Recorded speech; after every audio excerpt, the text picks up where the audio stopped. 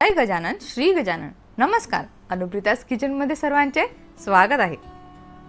चला तर आज बनवूया खुसखुशीत आणि खमंग अशी मुगाची कचोरी. उन्हाळा म्हटलं की काही ना काही चटपटीत असं खावं असं वाटतं, तर त्यासाठी हा एक बेस्ट पर्याय आहे. तुम्ही नक्की ट्राय करून बघा. अगदी सोपी आणि झटपटीत होणारी आहे. त्यासाठी आपल्याला इथे 2 वाटी मुगाची डाळ घ्यायची आहे. मुगाची डाळ घेतल्यानंतर आपल्याला ती व्यवस्थित स्वच्छ पाण्याने धुवून घ्यायची आहे.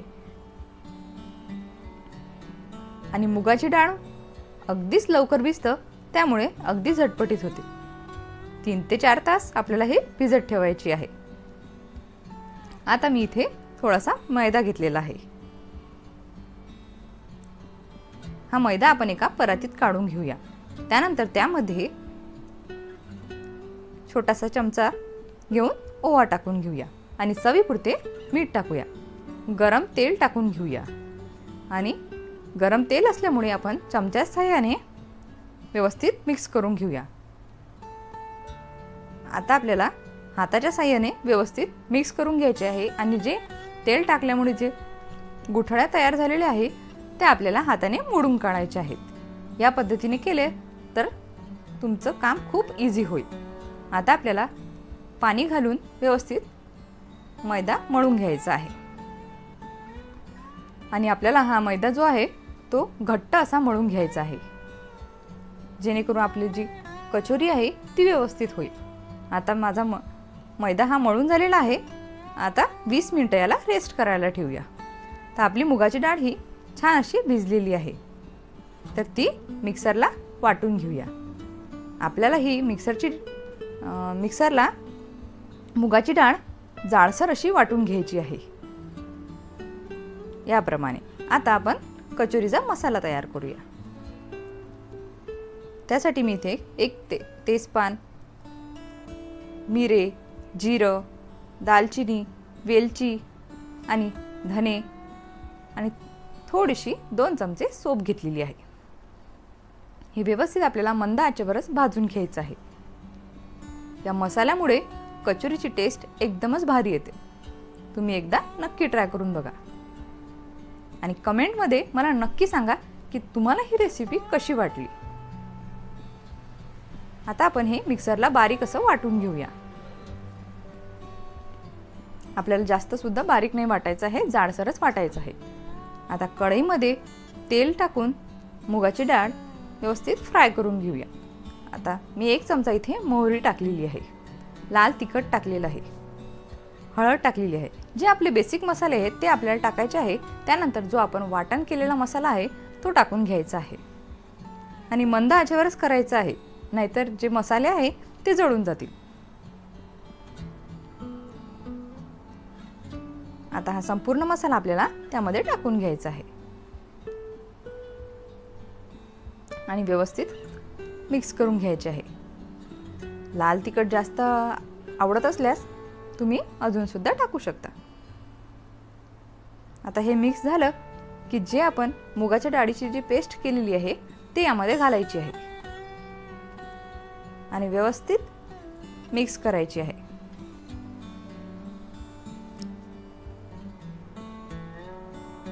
आणि मुगाची डाळची जी पेस्ट आहे ती खालून लवकरच लागते, त्यामुळे मंद आचेवरच हे आपल्याला करायचं आहे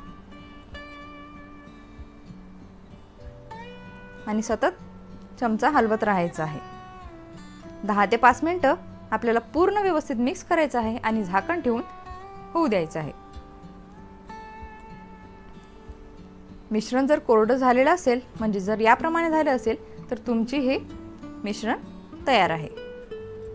आता कढईमध्ये कचोरी बनवण्यासाठी तेल आधी गरम करून घेऊया. कमेंटमध्ये मला नक्की सांगा की तुम्हाला ही रेसिपी कशी वाटली आणि जास्तीत जास्त लोकांपर्यंत शेअर करा, जेणेकरून त्यांना सुद्धा ही मुगाची कचोरी कळेल. आता मी एक छान असा छोटासा गोळा घेतलेला आहे, तो नंतर लाटून घेत आहे. आपल्याला जाडसर आणि पातळ म्हणजे मध्यम आपल्याला जी पुरी लाटायची आहे, त्यानंतर त्यामध्ये जे आपण सारण बनवलेलं आहे ते आपल्याला टाकायचं आहे. कडेचे जे काठ आहे ते हाताच्या साहाय्याने आपल्याला बारीक करायचे आहे. आता जे मिश्रण आहे ते यामध्ये असं भरायचं आहे.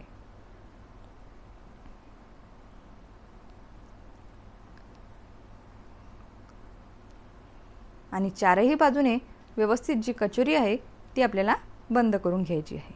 याप्रमाणे केलं तर तुमचा जो कचोरीतला मसाला आहे तो बाहेर निघणार नाही आणि कचोरी ही व्यवस्थित पॅक बंद होईल. आता जो वर आपला मैदा असा थोडासा जमा झालेला आहे तो आपल्याला आपल्या हाताच्या साहाय्याने व्यवस्थित असा दाबून द्यायचा आहे, जेणेकरून तो मसाला आहे कचोरीमधला तो बाहेर येणार नाही. आणि एकदा परत आपल्याला लाटण्याने लाटून घ्यायचं आहे. जर तुमचा मैदा हा व्यवस्थित घट्ट असेल तर कचोरी तुमची नक्कीच चांगली येईल आणि छान अशी फुगेल. उन्हाळ्यासाठी तर बेस्ट पर्याय आहे. कचोरीत भरपूर प्रकार आहेत, पण मुगाची कचोरी ही बेस्ट आहे. आपण आता सगळ्या कचोऱ्या आपल्या बनवून घेतलेल्या आहे. तर आपण तेलामध्ये सोडून देऊया. आणि आपल्याला हे अगदीच मंद आचेवर तळायचं आहे. जर तुम्ही फास्ट तळलं तर जो कचोरीमधला जो मैदा आहे तो कच्चा राहील आणि कचोरी तुमची व्यवस्थित होणार नाही. कचोरी ही गोल्डन ब्राऊन होईपर्यंत आपल्याला तळून घ्यायची आहे. तुम्ही बघू शकता आपली कचोरी ही रेडी आहे. अगदी छान आणि खुसखुशीत खमंग. तुम्ही एकदा नक्की ट्राय करून बघा. आपल्या कचोऱ्या ह्या तयार झालेल्या आहे. तर आपण कचोरीचा चाट सारखं बनवून घेऊया, जेणेकरून जी कचोरी आहे त्याला अगदीच भारी चव लागेल. मी इथे दही, चिंच, गुळाची चटणी, कांदा, टमाटर, लाल चटणी, चाट मसाला आणि काळं मीठ टाकून घेतलेलं आहे, जेणेकरून जी कचोरीची चव आहे ती खूपच भारी येईल. शेव आणि कोथिंबीर टाकून सर्व करा. झाली तुमची कचोरी तयार. खायला एकदम सुरेख आणि खूपच सुंदर. थँक्यू. लाईक आणि शेअर करायला विसरू नका.